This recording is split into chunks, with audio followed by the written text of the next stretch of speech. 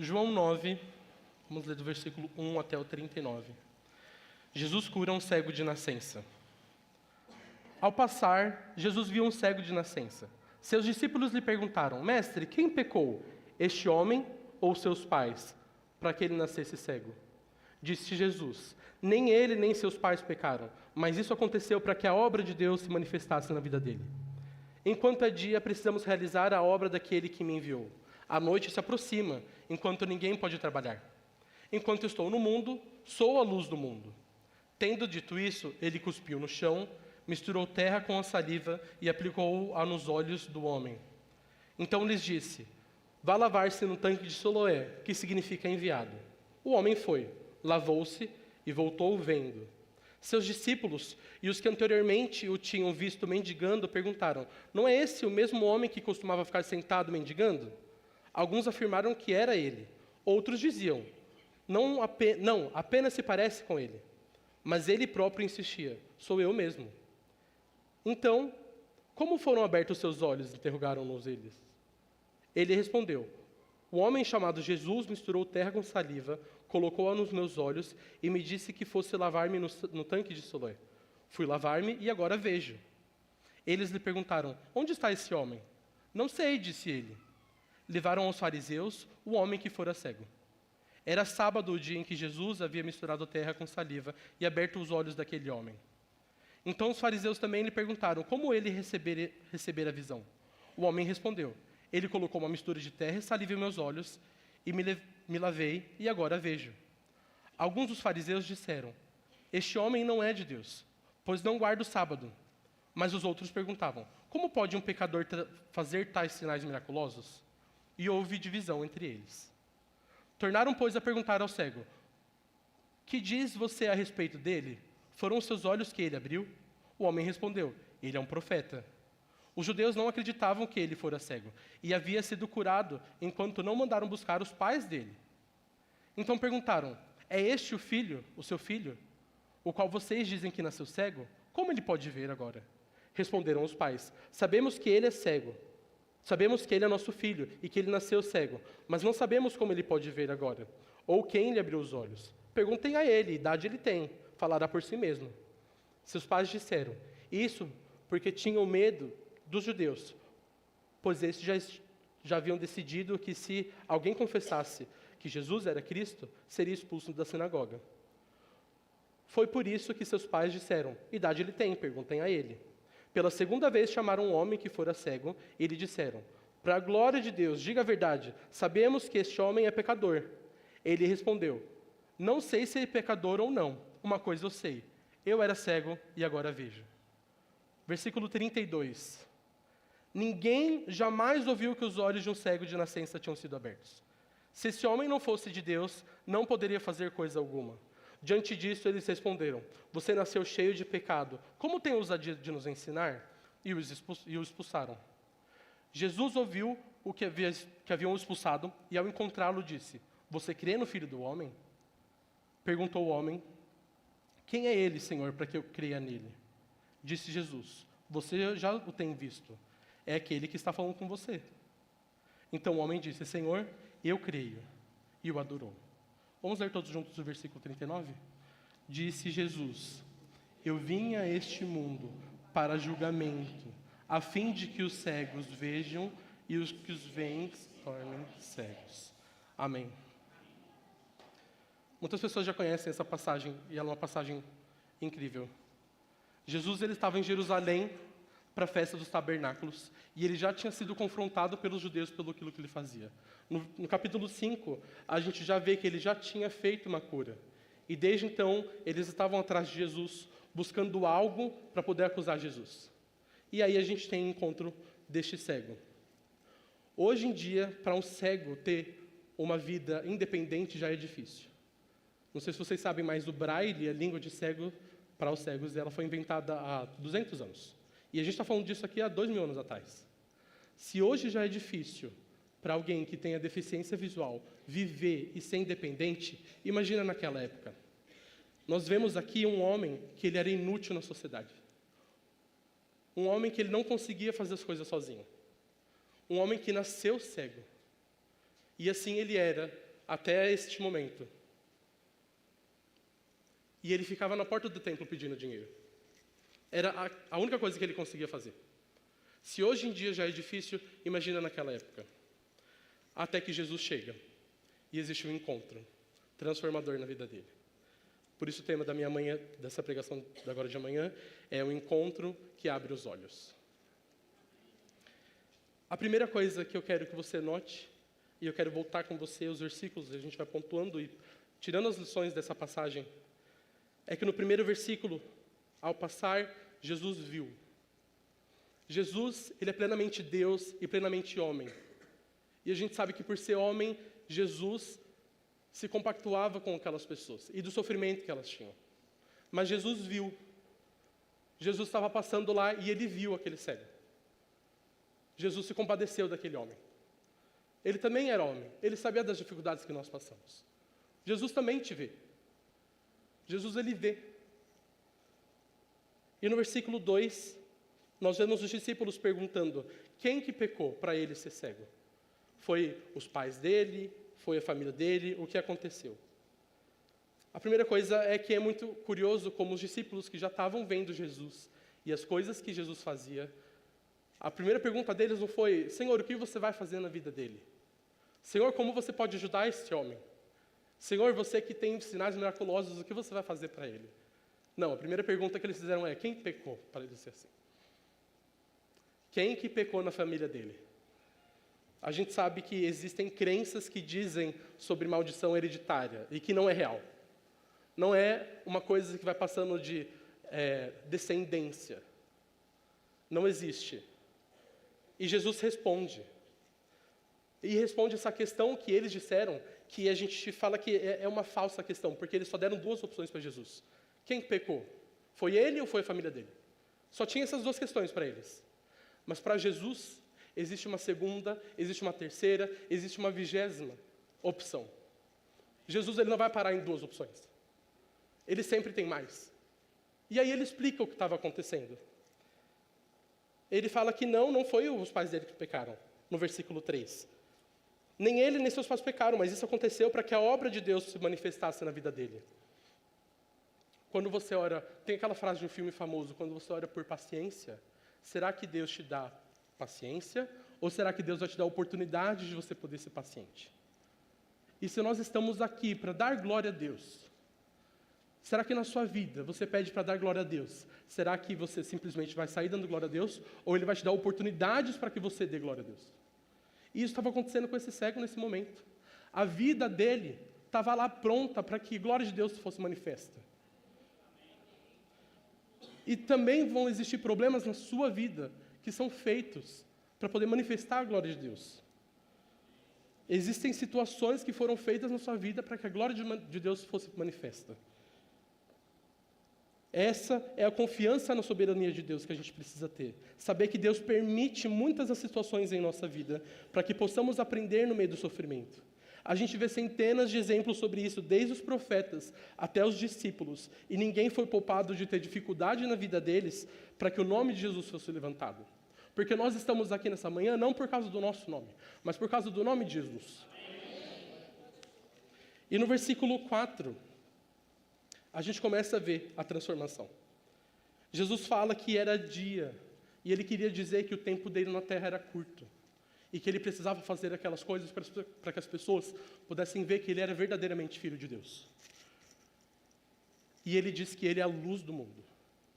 E é muito legal que ele fala nessa passagem que ele é a luz do mundo, porque aquele homem era cego, aquele homem não via nada. Em alguns instantes ele vai começar a ver a luz. Ele vai ver a luz do mundo. Ele vai ver a luz das coisas que estavam acontecendo ao redor dele. E a gente vê que no versículo 6, Jesus cuspiu no chão.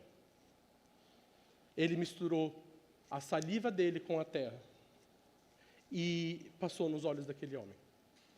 Eu sei que muitas questões são levantadas teologicamente falando sobre isso. Falando que aquele dia era sábado, que ele não poderia fazer lama, que existe toda a parte do trabalho, mas eu não quero focar muito nisso, eu quero que você foque numa coisa. Jesus cuspiu no chão. Ele fez um lodo e passou no olho daquele homem. Jesus usa recursos diferentes para fazer milagre. Jesus usa coisas diferentes Ele poderia ter falado? Sim. Ele poderia só ter encostado? Sim. Ele poderia, igual o pastor fala, ele poderia ter tomado uma cibalena? É isso, né, pastor? Eu fui pesquisar, ele falou, eu fui pesquisar. É um remédio, né? Tá certo. Então eu tenho visto certo. Deus usa recursos diferentes. Deus usa coisas diferentes para poder fazer o milagre dele e a obra dele. E a gente não tem que discutir o modo como Jesus trabalha. Porque é Ele que está fazendo, é Ele que vai trabalhar daquele jeito. E a gente precisa confiar. Muitas vezes a gente acha que o emprego certo é aquele lá, naquela empresa. Muitas vezes a gente acha que a nossa doença vai ser sarada por aquele médico naquele hospital. Ou se você for solteiro, você acha que para você é aquela pessoa certa para a sua vida. E muitas vezes não é assim. Jesus usa de formas diferentes, coisas diferentes, para poder fazer a obra dele.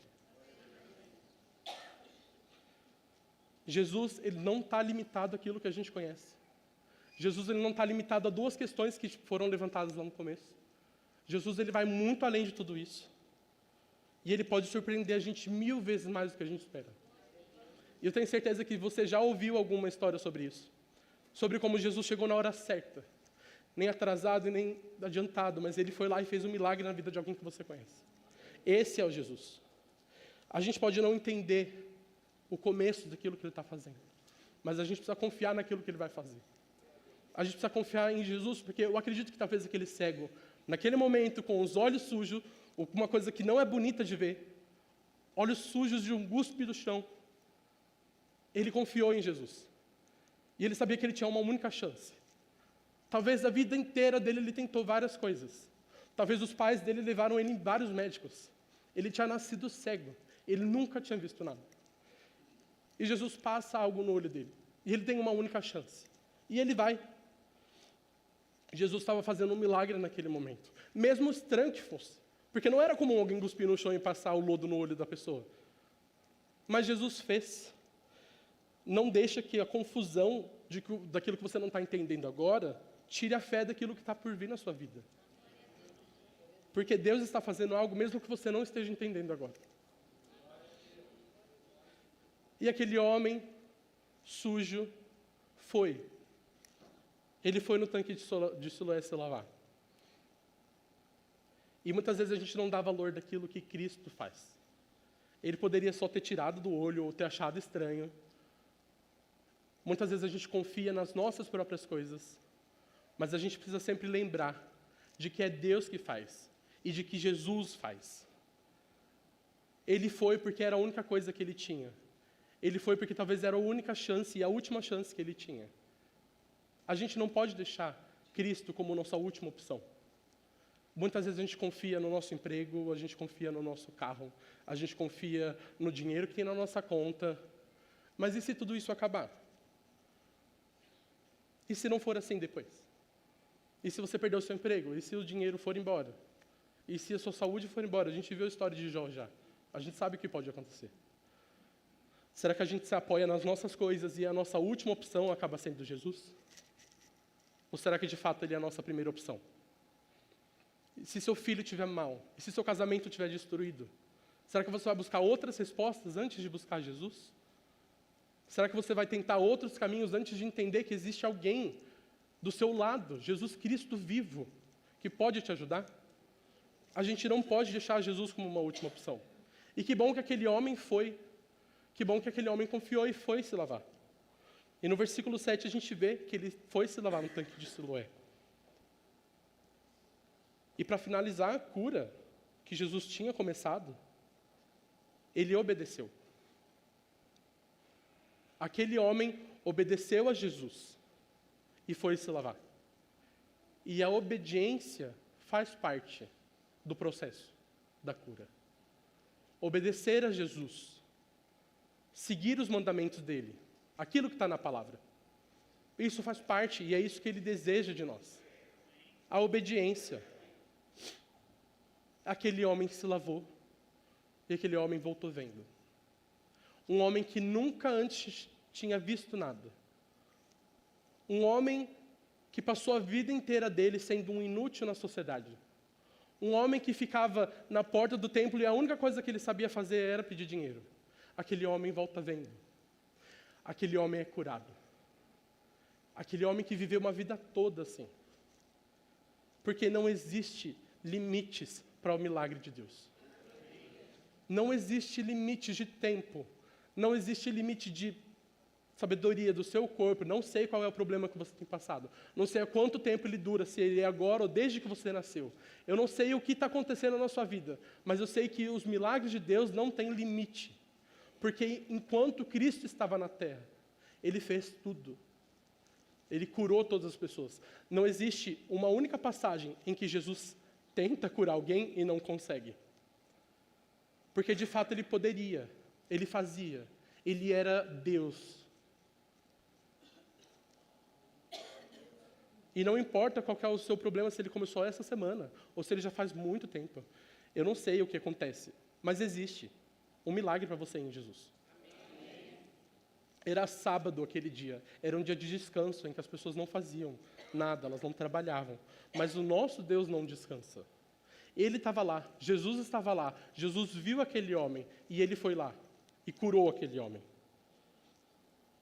Para Jesus, sempre há uma maneira.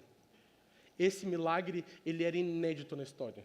Ele nunca tinha acontecido. Não existia nenhum registro de que um cego de nascença tinha voltado a ver. E a gente começa a ver isso em Cristo agora.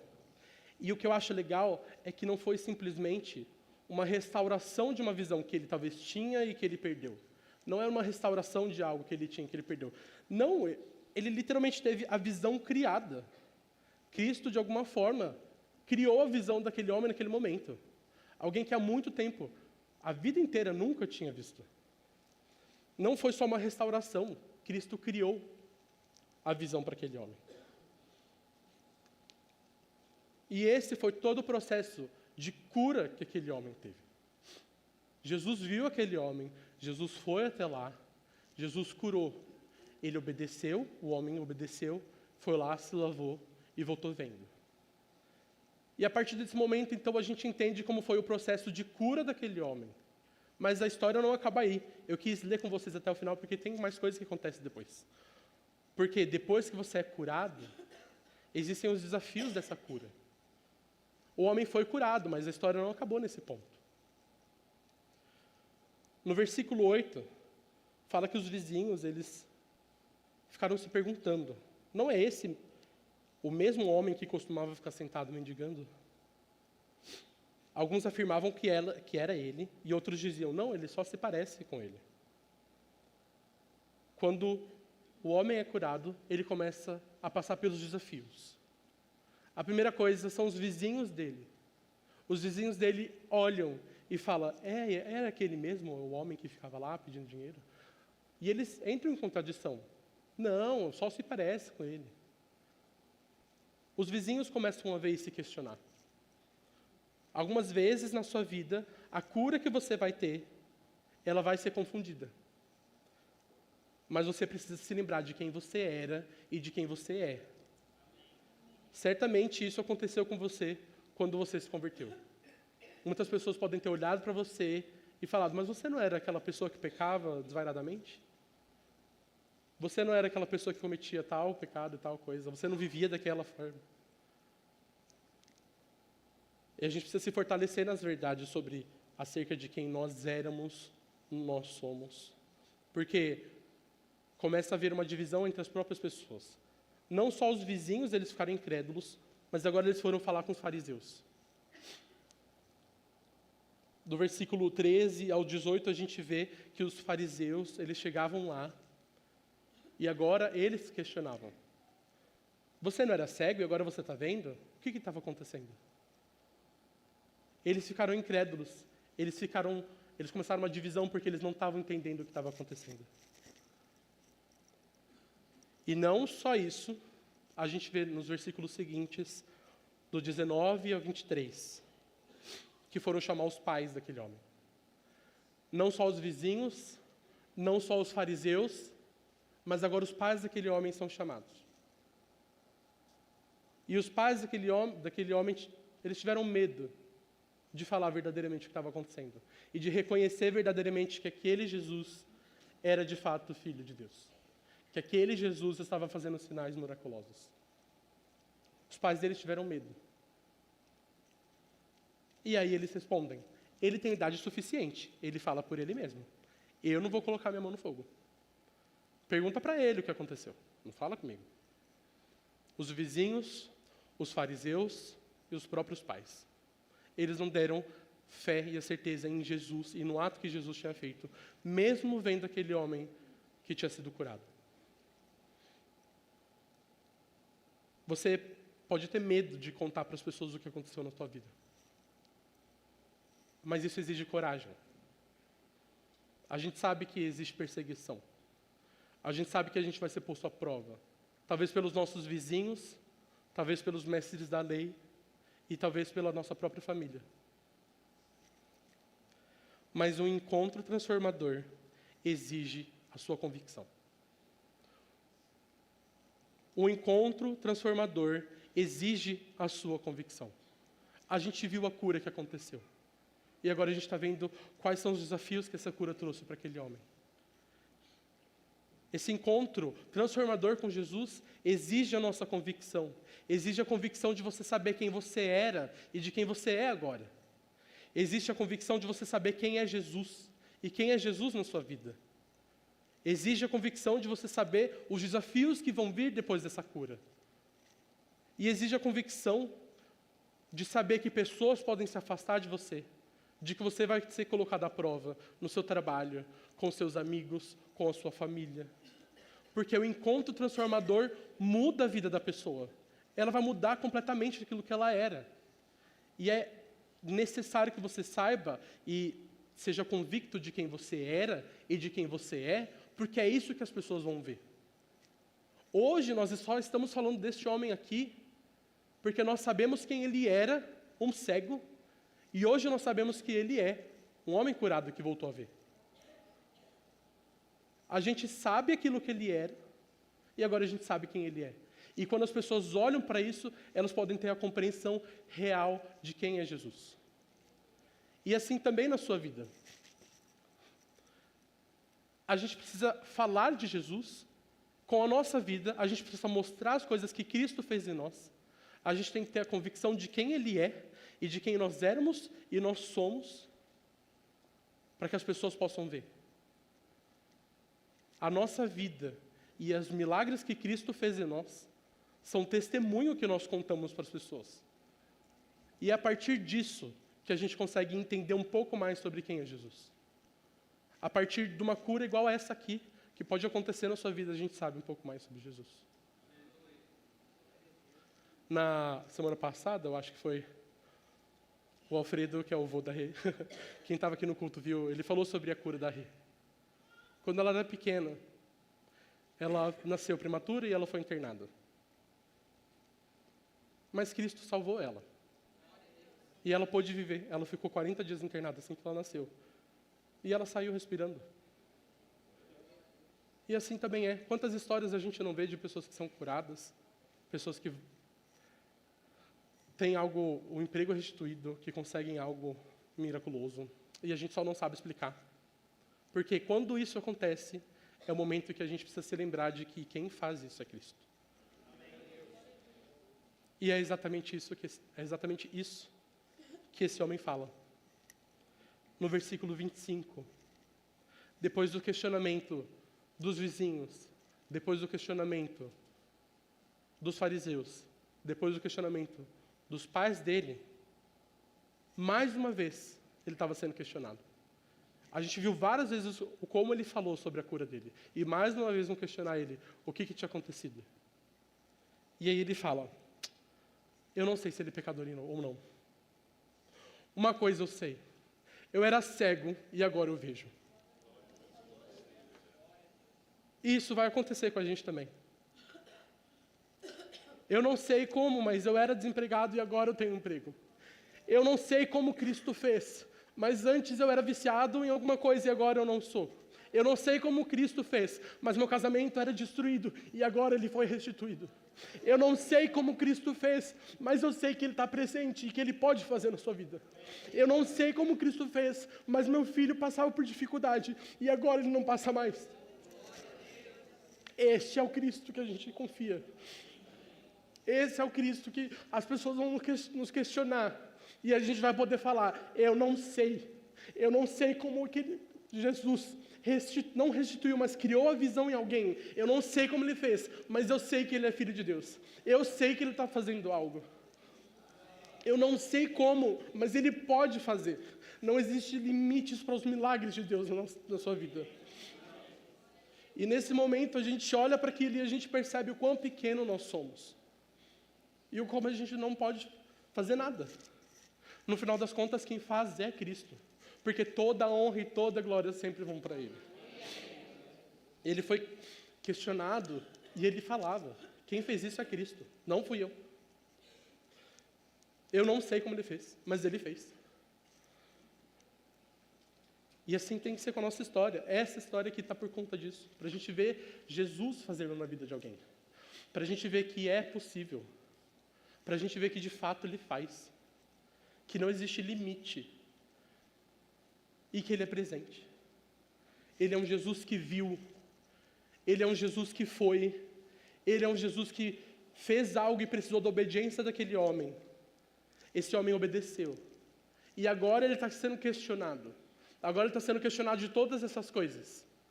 E ele fala, eu não sei, mas eu era cego e agora eu vejo. E depois que a gente vê Jesus encontrando com aquele cara, depois que a gente vê Jesus, aquele cara sendo questionado, agora a gente vê um reencontro. No versículo 32 diz, ninguém jamais ouviu que os olhos de um cego de nascença tivessem sido abertos. Se esse homem não fosse de Deus, ele não poderia fazer coisa alguma. Aquele homem foi curado definitivamente. Ele era outra pessoa. E no versículo 34, diz, diante disso, eles responderam, você nasceu cheio de pecado, como tem a ousadia de nos ensinar? E o expulsaram. O homem que era cego, que vivia lá mendigando, um inútil na sociedade, tem um encontro com Jesus. Tem um encontro transformador. Ele passa a ver. Ele é questionado pelos vizinhos, pelos fariseus, pela família dele. E mesmo assim, ele foi expulso. Ele não estava falando de uma teoria. Ele não estava falando de algo subjetivo. Ele está falando de algo que aconteceu na vida dele. Ele está falando de um encontro transformador que ele teve. E aquelas pessoas não entenderam. E expulsaram aquele cara. Assim também é com a gente. O mundo não entende a transformação que Cristo faz na nossa vida. O mundo não entende esse encontro transformador que nós temos. O mundo olha e julga. O mundo olha e te tira. Eles expulsam a gente. Assim como aconteceu com esse homem.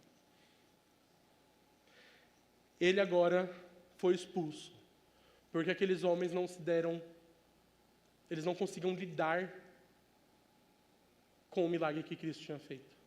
Eles não conseguiam lidar com a realidade de que eles estavam diante do Filho de Deus. O mundo também expulsa a gente porque eles não entendem que existe o Espírito Santo vivendo em nós.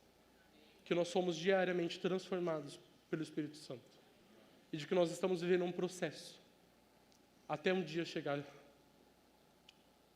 o grande dia em que Jesus virá. Aquele homem, ele foi expulso, mas a história não acaba aí. Porque o milagre ainda não estava completo. Ainda tinha mais coisa. No versículo 35, Jesus ouviu que o haviam expulsado. Mais uma vez, o mesmo Jesus que lá no começo tinha visto aquele homem e foi ao encontro dele, agora Jesus ouve. E ouve que aquele homem que ele tinha curado foi expulso. Jesus poderia ter seguido, porque a parte dele ele fez. O cara era cego, agora ele vê. Ele passou a vida inteira vendo ele. Agora ele está, a vida inteira sem ver, agora ele está vendo. Mas não, Jesus ele ainda tem mais coisa. Jesus não parou. Jesus foi e voltou quando ouviu falar que ele tinha sido expulso. O milagre ainda não estava completo porque faltava uma coisa. Aquele milagre não era suficiente. Jesus precisava ir para aquele homem e fazer uma pergunta. Você crê no Filho do Homem? Você crê?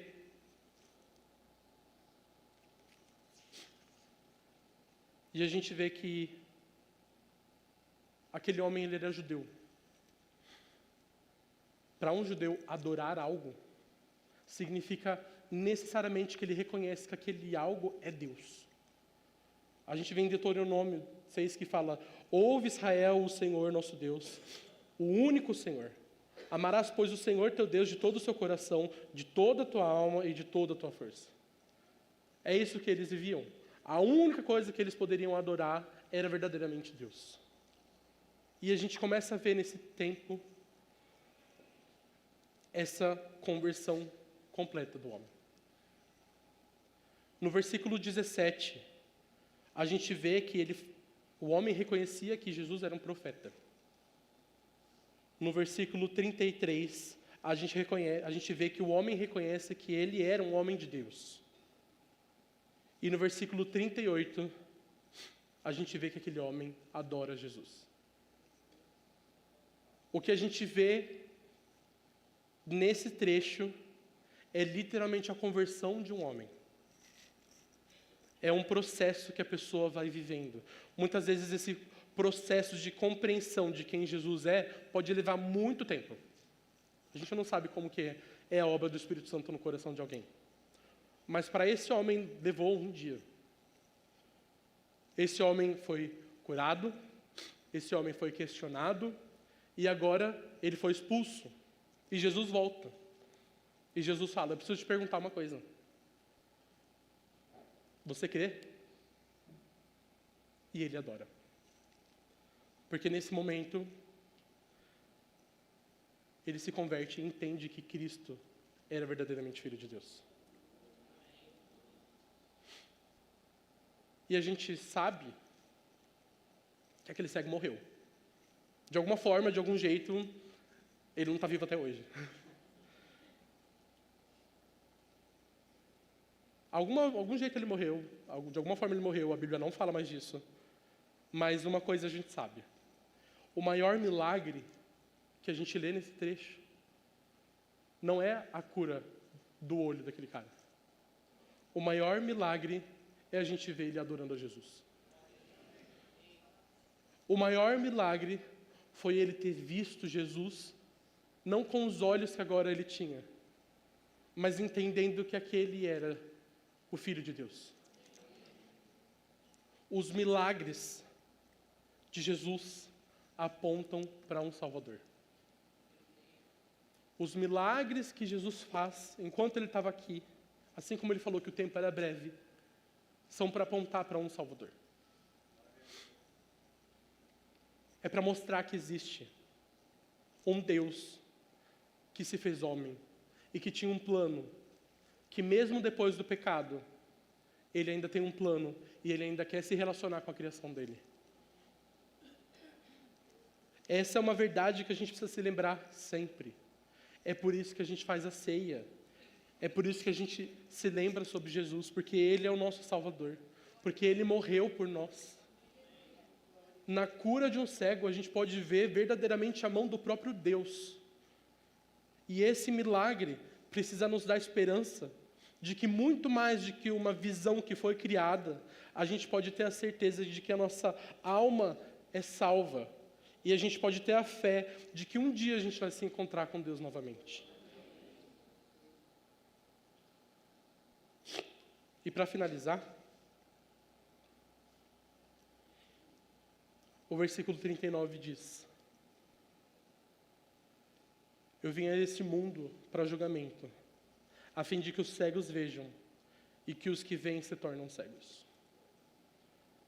Essa é a mensagem da cura deste homem. Existe um Salvador e nós vamos se encontrar com Ele. Existe um Salvador que é capaz de abrir os olhos dos homens mais pecadores e ignorantes e faz eles verem coisas que eles nunca viram, assim como Ele também pode trazer luz ao mais escuro coração. Ele pode remover essa cegueira do nosso coração. Um dia, talvez, meu irmão, a gente vai para o céu. Espero que todos. E talvez a gente se encontre com aquele homem. E talvez aquilo que foi mais marcante para ele não foi ter passado uma vida cego, mas foi ter visto Jesus. O que talvez foi mais marcante para a vida daquele homem foi ter um encontro real com Jesus. Talvez ele poderia ter passado uma vida inteira enxergando e nunca ter visto Jesus verdadeiramente como o Filho de Deus. Ou o contrário. Talvez ele poderia continuar cego, mas reconhecer que existe um Salvador. Eu não posso mentir dizendo que o seu problema vai acabar hoje. Talvez ele leve ainda mais algum tempo.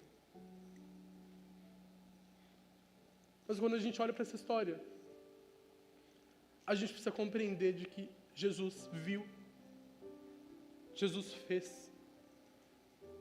Jesus teve um encontro transformador com o homem. E não apenas um encontro, mas um reencontro. A gente não pode se esquecer de que Ele é a luz do mundo. E de que melhor do que a luz que aquele cara viu quando ele teve os olhos abertos, foi ter encontrado a luz de Jesus. Eu não sei quando o seu problema vai acabar. Mas a gente pode ter a esperança de que um dia a gente vai ter um reencontro com o nosso Jesus. E nesse dia não vai ter cegueira. Não vai ter pecado. Nesse dia não vai mais haver dor. Nesse dia não vai ter mais problemas. A nossa única preocupação vai ser adorar Ele. A nossa mente e o nosso coração precisam estar prontos para uma eternidade com Cristo. Porque é isso que vai acontecer. A gente não pode se esquecer de que Ele é a luz do mundo. E de que Ele não veio apenas para curar. Ele pode curar e Ele cura ainda. Mas muito mais do que isso, Ele pode salvar a nossa vida. E a minha oração e o que eu quero orar com vocês é para que Jesus se faça presente. Para curar aqueles que precisam verdadeiramente de cura. Para dar ânimo para os nossos corações, sabendo que um dia Ele vai voltar. Eu quero que você feche o seu olho.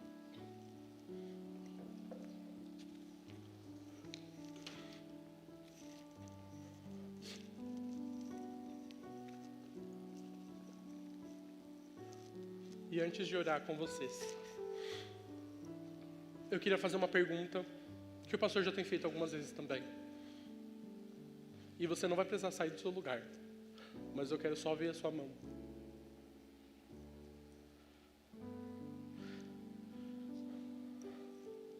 Nós temos a esperança de que Cristo vai voltar. E de que a gente vai voltar com Ele. Mas talvez você não tenha certeza sobre isso. Talvez você não tenha certeza sobre esse grande dia que chegará. Sobre o julgamento que vai vir e que é real. E você não sabe o que vai acontecer.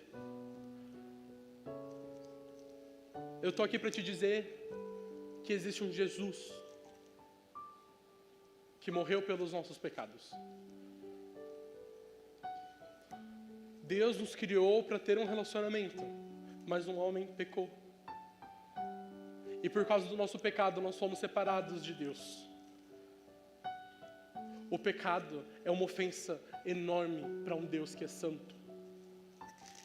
O pecado ofende a Deus de uma maneira que a gente não sabe. Então não existe um pecadinho ou um pecadão. Porque o mínimo pecado ofende a santidade de Deus. Mas Ele tinha um plano. Mas Ele se tornou um homem. O Deus do universo se fez homem. E Ele veio para que nós pudéssemos ter novamente um relacionamento com Deus. Talvez você ainda não tenha feito igual esse homem que adorou a Jesus e reconheceu que de fato Ele era Filho de Deus. E essa é uma oportunidade que você tem para fazer isso. Então, se você reconhece verdadeiramente que Jesus é Filho de Deus e de que você precisa de um Salvador, que é Ele, eu quero que você levante a sua mão, só para eu ver. Amém. Glória a Deus. Esse é o momento que você tem para reconhecer verdadeiramente sobre Jesus. Se tiver mais alguém aqui, levanta a sua mão.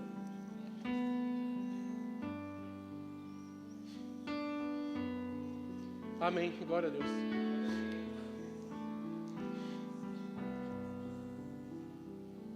A gente sabe que Jesus morreu, mas Ele volta ressurreto. Nem a morte pôde parar Ele. E para você que levantou sua mão, eu quero que você saiba que existe a confiança de você poder descansar e saber que um dia vai chegar o dia do julgamento e que seus pecados são lavados pelo sangue de Jesus.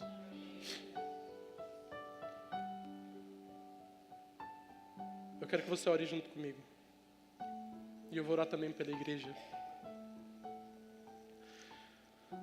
Obrigado, Jesus, porque nós podemos Te ver. Obrigado, Deus, porque mesmo no nosso pecado, mesmo a gente afundado no nosso próprio pecado, o Senhor veio até nós.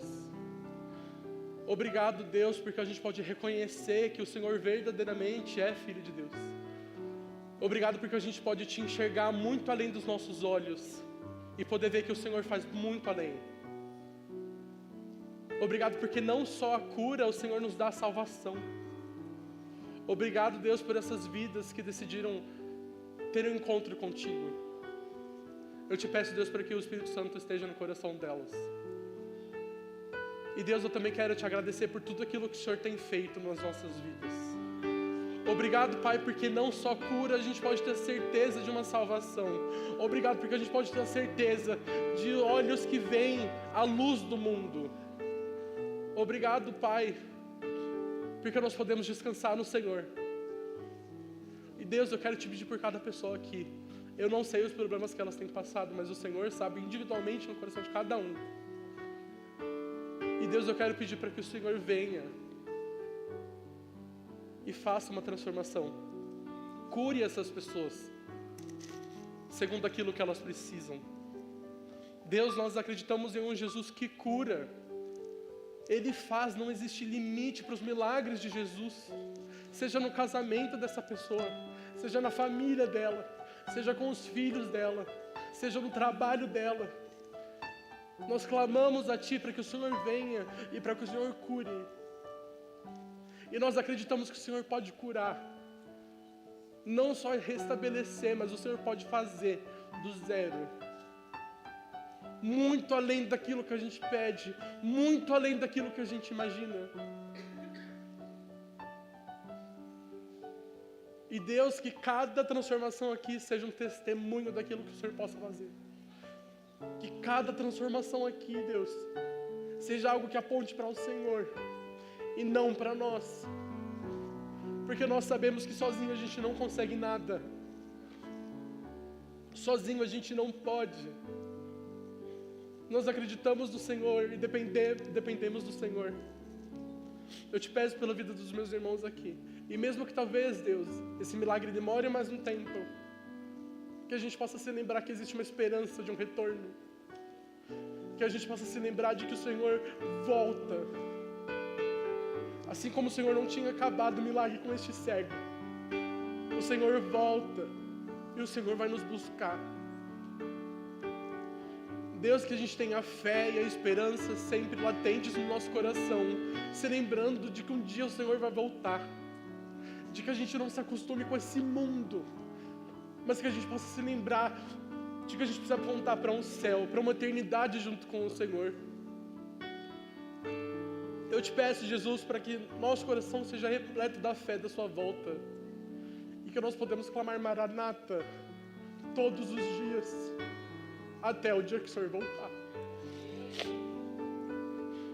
Obrigado, Deus, por tudo que o Senhor tem feito no nosso meio.